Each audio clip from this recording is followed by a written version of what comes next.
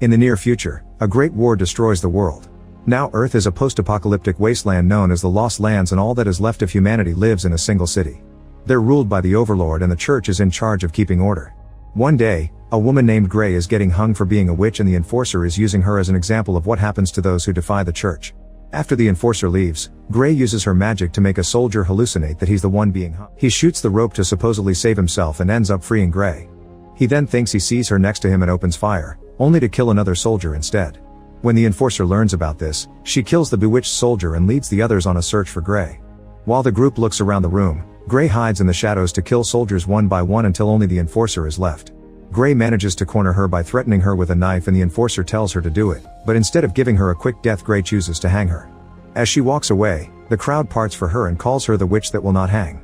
Meanwhile, Boyce is wandering alone on his horse but stops at a tunnel because he can tell he's about to be ambushed.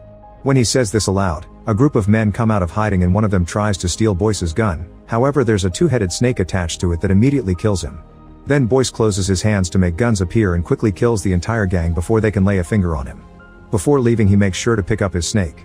Back to Grey. She finds shelter in a tower and leaves some money for a blind woman, who recognizes her because of her kindness. Later they're visited by the Queen and Jarais, the captain of the Overwatch. The Queen wants to buy the power to shapeshift into a wolf and pays with some fancy jewelry. Grey never refuses anybody and takes the job, explaining she'll hire a hunter to kill a shapeshifter and take their power. Her deadline will be the next full moon, which is happening in 6 days. While Grey gets her blades ready to leave, Jarais tries to buy a wish too. He wants Grey to fail the Queen.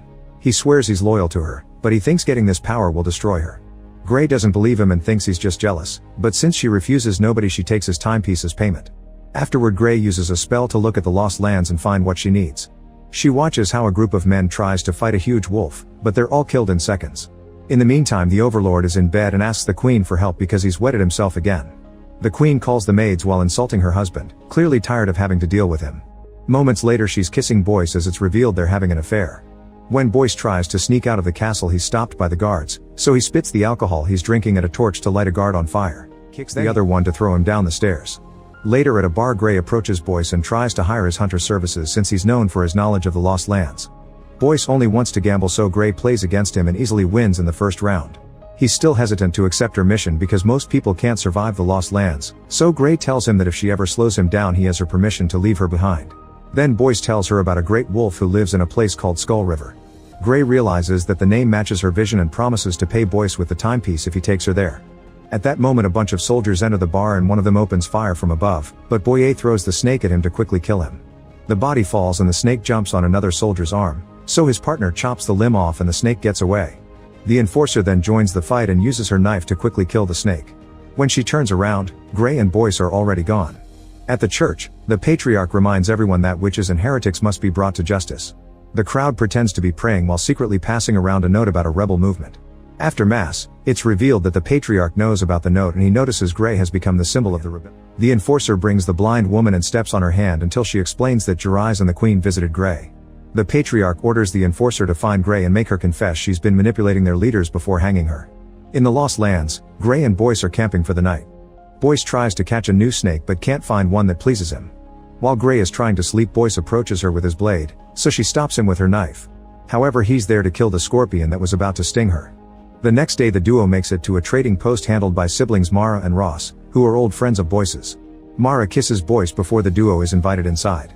Boyce explains they'll find the shapeshifter in a week and Grey explains she needs it in a few days, so Boyce decides they'll take a very dangerous shortcut. That night, Boyce and Mara get naughty and lament that they only see each other once a year. When the duo leaves in the morning, Boyce warns Mara that the siblings are the only friendly faces in the Lost Lands, notices a beast skeleton in a cage. Meanwhile, the Enforcer and all her soldiers have started searching the Lost Lands by train. The Queen goes to see the Patriarch since he authorized the use of the train without consulting her, not to mention he sent all the soldiers away and left the city vulnerable. The Patriarch says he's heard rumors of her betrayal, but the Queen assures him it's all lies.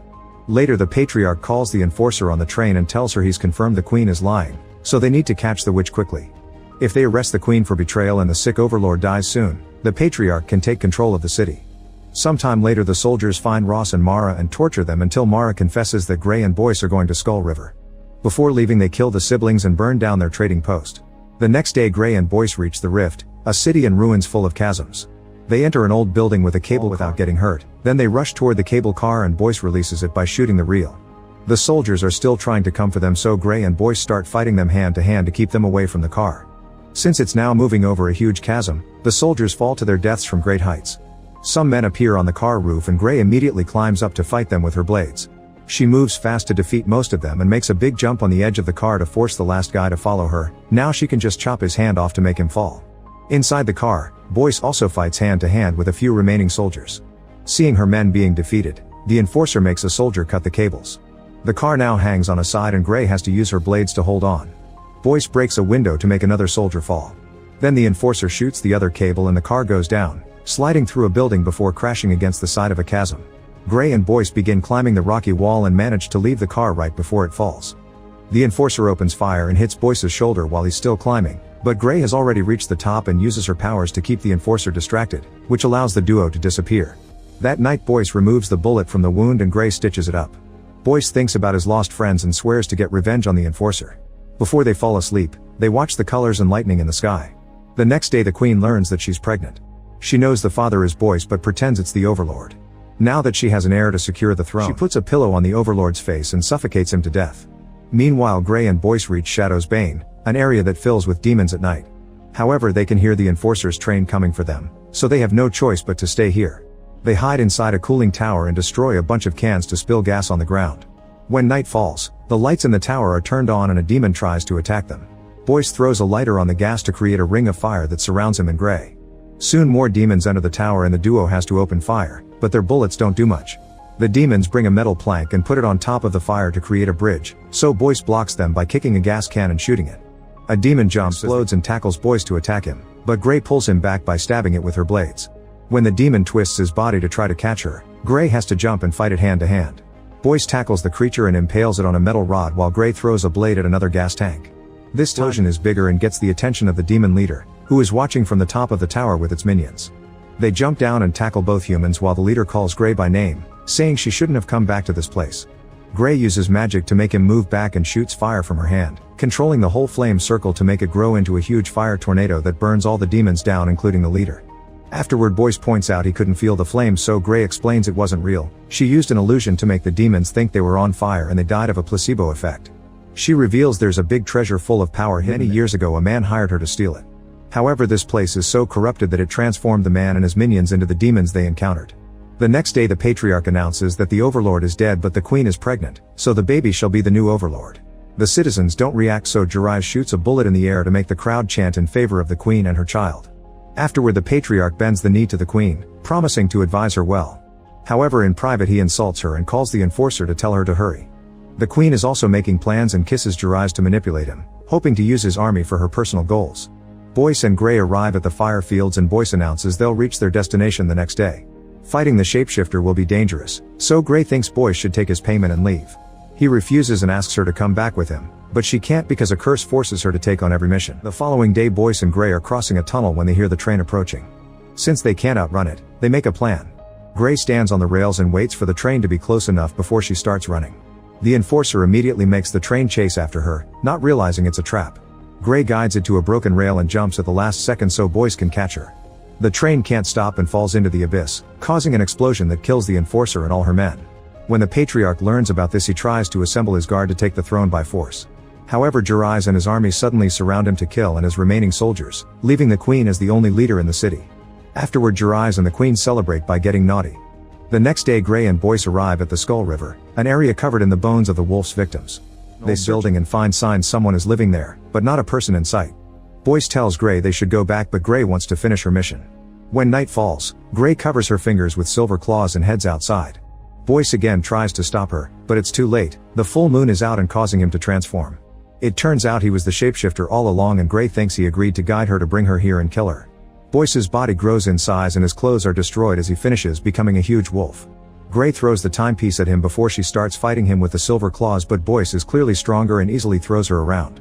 Then Gray creates an illusion that sends a bunch of birds after him, allowing her to hide. When Boyce jumps the big bird, the illusion ends and reveals Gray stabbing him with the claws. Boyce tries to defend himself but he's now too weak and after a few more hits, Gray brings him down. He raises his arms in a last effort when Gray moves to land the final blow. Seconds later Boyce wakes up covered in scars. Gray is giving him water and telling him to rest. Boyce falls asleep, and the next time he wakes up he finds himself in chains. It's revealed that when Gray gave him stitches she hid some silver under his skin, which has been poisoning him all along. When she gets ready to kill him, Boyce says he has a wish and reminds her she can't refuse anyone. He wants them to be together and hunt together to end their loneliness. Gray agrees while pointing out there's a price. At that moment the clouds move and the moon forces Boyce to transform again, so Gray starts cutting his chest open. The next morning Gray drops the timepiece on Boyce's grave and leaves with his pelt. When she enters the city, the slaves chant her name and some guards try to calm them down. Soon the church's giant cross is brought down by the rebels. Gray gives the pelt to Jarais with instructions for the queen to gain its power. When Jarais points out she failed his mission, Gray explains she's killed the queen's lover and now Jarais can have her, which is his real wish. Later the queen has a breakdown when she realizes the skin belongs to a dead Boyce. Her goal had always been to become a beast to be with him, but Jarais points out Boyce corrupted her. The queen realizes he's betrayed her and takes a hairpin to stab Jarais in the neck, killing him. The rebels use this chance to burst into the castle and kill all the guards, whose bullets can't do anything against such a huge amount of people. When the sun rises, it burns the pelt until there's nothing but ashes. At the same time Boyce's grave starts shaking. Sometime later a revived Boyce finds Gray with the intention to kill her, however Gray confesses she's always known he was the queen's lover. She planned everything so the rebels could finally defeat their oppressors and Boyce would survive in the end. Boyce tries to shoot anyway but his gun fails, so he attacks with a knife instead. Gray dodges it and they end up stuck with their blades on each other's necks. When this is what he wished for, Boyce agrees and now the duo leaves together to travel through the Lost Lands.